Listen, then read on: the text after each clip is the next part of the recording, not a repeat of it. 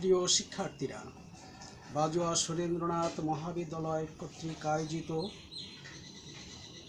Online class ব্যবস্থাপনায় তথ্য ও যোগাযোগ প্রযুক্তি বিষয়ে আজ আমি তোমাদের সম্মুখে চতুর্থ অধ্যায়ের দ্বিতীয় ভিডিও ক্লাস নিয়ে উপস্থিত হয়েছি।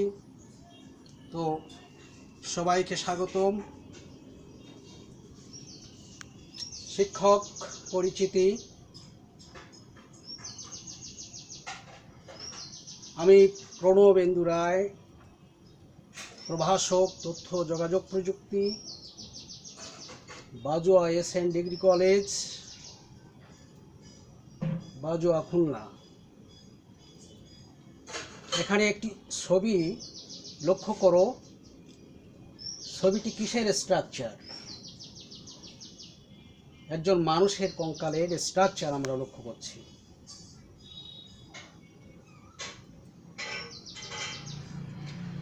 আজকের পার্ট ওয়েবসাইটের স্ট্রাকচার। এই পার্ট শেষে শিক্ষার্থীরা ওয়েবসাইটের কাঠামো কি তা বলতে পারবে, স্ট্রাকচারগুলির মধ্যে কোনটি কখন ব্যবহার করতে হয় তা ব্যাখ্যা করতে পারবে।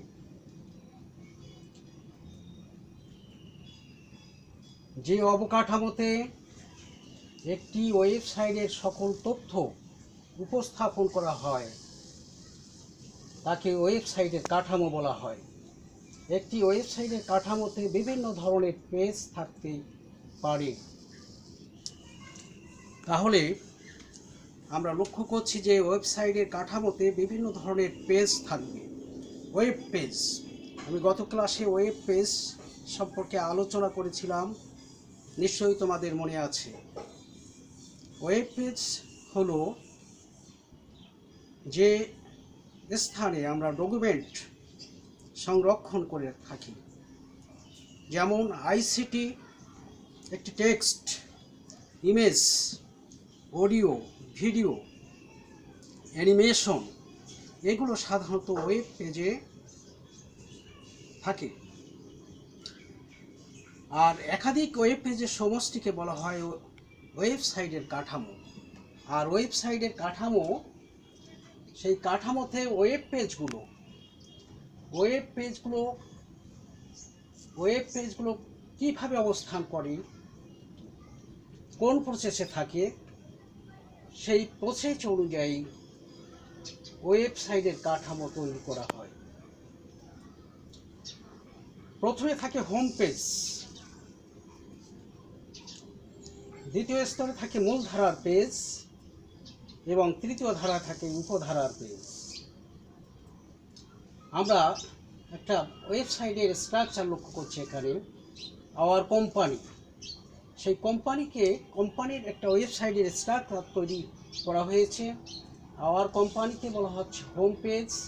এই কোম্পানির অধীনে যে লেয়ার রয়েছে বা স্তর রয়েছে, সেই স্তরে প্রোডাক্ট, সার্ভিস এবং কন্ট্যাক্ট, এই পেজগুলো নিয়ে এই লেয়ার বা স্তর তৈরি করা হয়েছে, যাকে মূলধারার পেজ বলা হচ্ছে।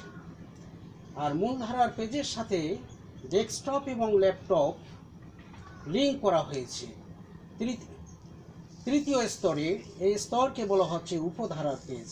অর্থাৎ হোম পেজের সাথে যে লেয়ার বা স্তর সংযুক্ত থাকে সেই লেয়ারকে বলা হয় মূলধারার পেজ, এবং মূলধারার পেজের সাথে যে লেয়ার সংযুক্ত থাকে তাকে বলা হয় উপধারার পেজ।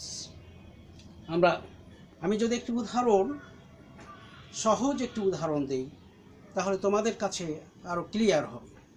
বাজুয়া সুরেন্দ্রনাথ মহাবিদ্যালয়কে যদি আমি হোম পেজ হিসাবে ধরি, এবং এই মহাবিদ্যালয়ের অধীনে যে বিভিন্ন ডিপার্টমেন্ট রয়েছে, যেমন বাংলা, ইংরেজি, আইসিটি, অর্থনীতি, এই ডিপার্টমেন্টগুলোকে বলা হচ্ছে মূলধারার পেজ।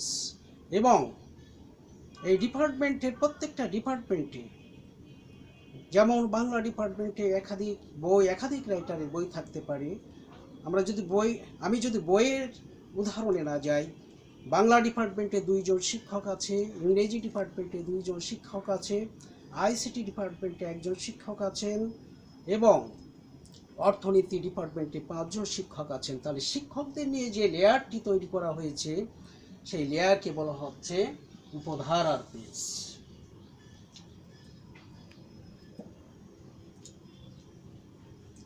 তাহলে আমরা টেক্সট আকারে দেখছি এখানে যে কোনো ওয়েবসাইটের একটি মূল পেজ বা শুরুর পেজ থাকে, এই পেজকে বলা হয় হোম পেজ, এবং মূলধারার পেজ হোম পেজের সাথে সরাসরি যে পেজগুলো লিঙ্ক থাকে অর্থাৎ সংযুক্ত থাকে তাদেরকে মূলধারার পেজ বলা হয়, এবং মূলধারার পেজের সাথে যে পেজের লিঙ্ক থাকে তাকে উপধারার পেজ বলে। ওয়েবসাইটের বৈশিষ্ট্য অনুযায়ী ওয়েবসাইটের কাঠামোকে নিম্নোক্ত 4 ভাগে সাজানো যায়, যথা লিনিয়ার স্ট্রাকচার, মেনু বা হায়ারার্কিক্যাল বা ট্রি স্ট্রাকচার, নেটওয়ার্ক স্ট্রাকচার বা ওয়েব লিঙ্ক সাইট স্ট্রাকচার, এবং হাইব্রিড স্ট্রাকচার।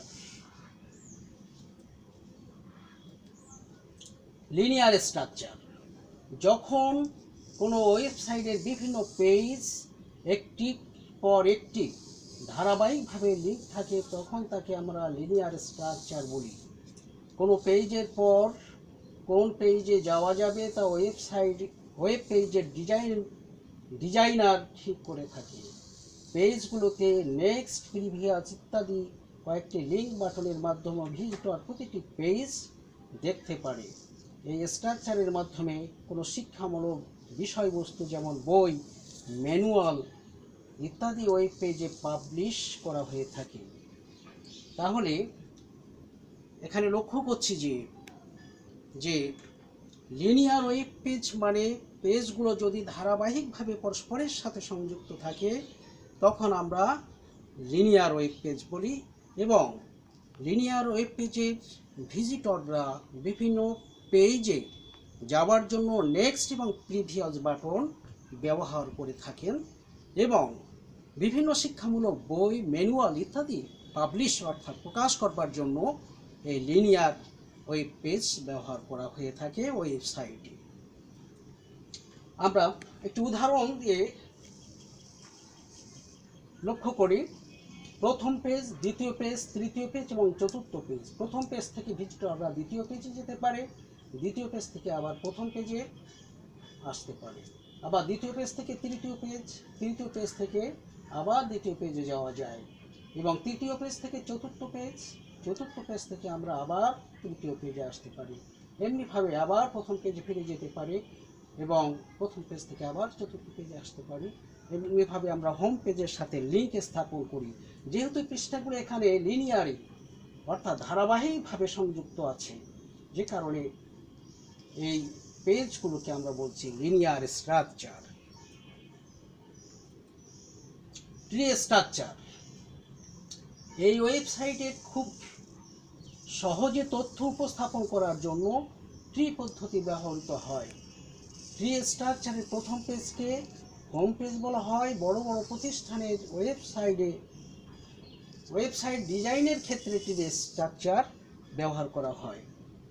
খুব সহজে তথ্য উপস্থাপনের জন্য ট্রি স্ট্রাকচার ওয়েবসাইটের ট্রি স্ট্রাকচারটা অত্যন্ত সহজ, এবং বড় বড় প্রতিষ্ঠানের ক্ষেত্রে এই পদ্ধতিটা সহজ বলেই ট্রি স্ট্রাকচার পদ্ধতি গ্রহণ করে থাকে। আমরা ট্রি স্ট্রাকচারকে দুটো ভাগে ভাগ করতে পারি, একটা সরল হাব স্ট্রাকচার আর একটা জটিল হায়ারার্কিক্যাল স্ট্রাকচার। সরল হাব স্ট্রাকচারে হোম পেজ এখানে রয়েছে।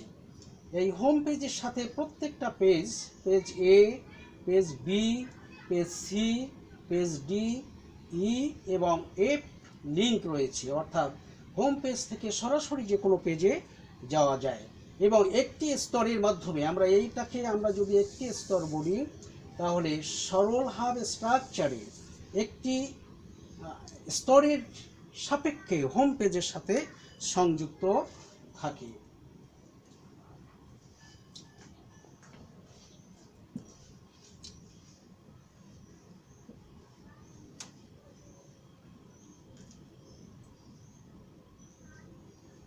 যেহেতু এই স্ট্রাকচারটি আবার স্টার আকৃতির বলে আমরা সরল হাব স্ট্রাকচারটাকে স্টার স্ট্রাকচার হিসাবে নামকরণ করতে পারি।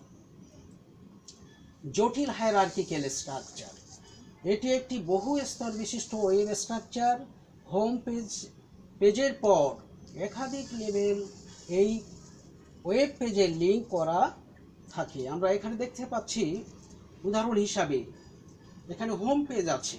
হোম পেজকে আমরা রুট লেভেল বলে থাকি। হোম পেজের সাথে যে লেভেলটা রয়েছে page A, page D, page G, page I এবং পেজ এম, এই লেয়ার বা স্তরকে লেভেল 1 বলা হচ্ছে। এবং প্রথম লেভেল সরাসরি হোম পেজের সাথে সংযুক্ত রয়েছে, অর্থাৎ হোম পেজ থেকে দ্রুত এ পেজে আসা যায়, ডি পেজে আসা যায়, জি পেজে আসা যায়, আই পেজে আসা যায় এবং এম পেজে আসা যায়। আমি যদি ও পেজ ভিজিট করতে চাই তাহলে হোম পেজ থেকে সরাসরি আসতে হবে এন পেজে, এন পেজ থেকে এন পেজে আসতে হবে এবং এন পেজ থেকে ও পেজে আসতে হবে। যে কারণে দেখা যাচ্ছে যে প্রথম লেভেলে যত দ্রুত ভিজিট করা যায়, তৃতীয় লেভেলের কোনো একটি পেজে ভিজিট করতে তার চেয়ে অনেক সময় লেগে যায়। নেটওয়ার্ক স্ট্রাকচার বা ওয়েব লিঙ্ক সাইট, এখানে সবগুলো ওয়েব পেজের সাথে সবগুলো লিঙ্ক থাকে, অর্থাৎ একটি মেইন পেজের সাথে যেমন অন্য অন্য পেজের লিঙ্ক থাকবে, তেমনি প্রতিটি পেজ তাদের নিজেদের সাথে ও মেইন পেজের লিঙ্ক থাকে। এটি জটিল প্রকৃতির স্ট্রাকচার, কিন্তু ব্যবহারের দিক থেকে সহজ, কারণ যে কোনো পেজে খুবই সহজে যাওয়া যায়। অর্থাৎ নেটওয়ার্ক স্ট্রাকচার হলো পরস্পরের সাথে সরাসরি লিঙ্ক। প্রত্যেকটা পেজের সাথে যখন প্রত্যেকটা পেজের লিঙ্ক স্থাপন হয়, মূল কথা হলো প্রত্যেকটা পেজের সাথে লিঙ্ক স্থাপন যদি থাকে তখন আমরা তাকে বলবো নেটওয়ার্ক স্ট্রাকচার। আমরা যদি চিত্রটা দেখি তাহলে আরও ক্লিয়ার হয়ে যাবে। এখানে লক্ষ্য করো, প্রথম পেজ, দ্বিতীয় পেজ, তৃতীয় পেজ, চতুর্থ পেজ এবং পঞ্চম পেজ। প্রথম পেজের সাথে দেখো পঞ্চম পেজের লিঙ্ক রয়েছে, প্রথম পেজের সাথে চতুর্থ পেজের লিঙ্ক রয়েছে, প্রথম পেজের সাথে তৃতীয় পেজের লিঙ্ক রয়েছে, আবার প্রথম পেজের সাথে দ্বিতীয় পেজের লিঙ্ক রয়েছে। প্রত্যেকটা পেজের সাথে প্রত্যেকটা পেজের সরাসরি লিঙ্ক থাকে, যে কারণে প্রথম পেজ থেকে আমি প্রয়োজনে সরাসরি চতুর্থ পেজে আসতে পারি, প্রথম পেজ থেকে সরাসরি পঞ্চম পেজে আসতে পারি, আবার পঞ্চম পেজ থেকে সরাসরি দ্বিতীয় পেজে যেতে পারি। অর্থাৎ দ্রুত ভিজিট করবার জন্য, ওয়েব পেজ ভিজিট করবার জন্য দ্রুত পদ্ধতি হলো নেটওয়ার্কিং স্ট্রাকচার পদ্ধতি। এবং পেজ আবার হোম পেজের সাথেও সংযুক্ত থাকবে।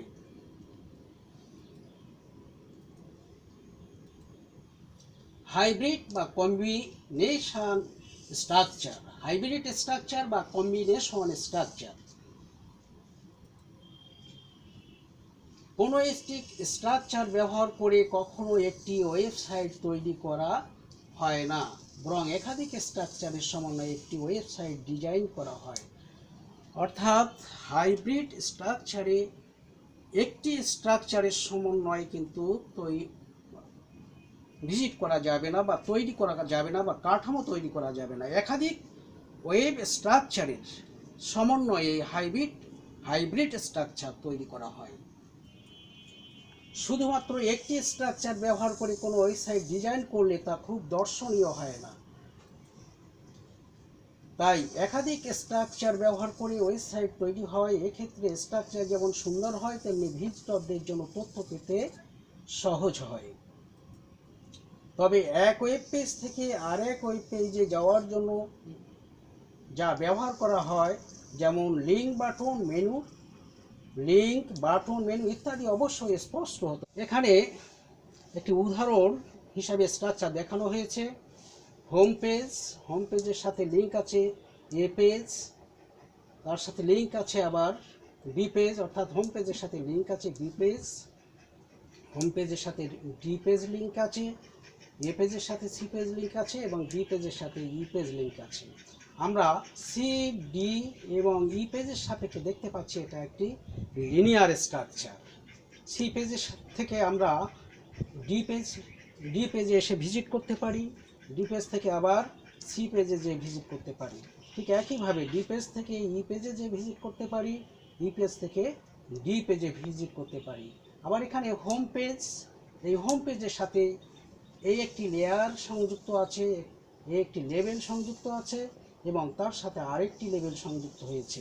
তার মানে এটা একটা ট্রি স্ট্রাকচার এবং লিনিয়ার স্ট্রাকচারের সমন্বয়ে তৈরি করা হয়েছে হাইব্রিড বা কম্বিনেশন স্ট্রাকচার।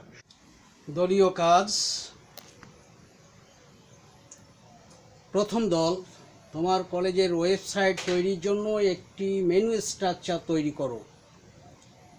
দ্বিতীয় দল, তোমার কলেজের ওয়েবসাইট তৈরির জন্য লিনিয়ার স্ট্রাকচার তৈরি করো।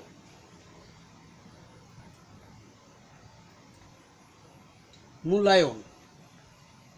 ওয়েব স্ট্রাকচার কি, মূলধারার পেজ কি, হোম পেজের লক্ষণীয় বিষয়সমূহ ব্যাখ্যা করো। বাড়ির কাজ। তোমার কলেজের ওয়েবসাইট তৈরির জন্য একটি হাইব্রিড বা কম্বিনেশন কাঠামো তৈরি করো। সবাইকে ধন্যবাদ।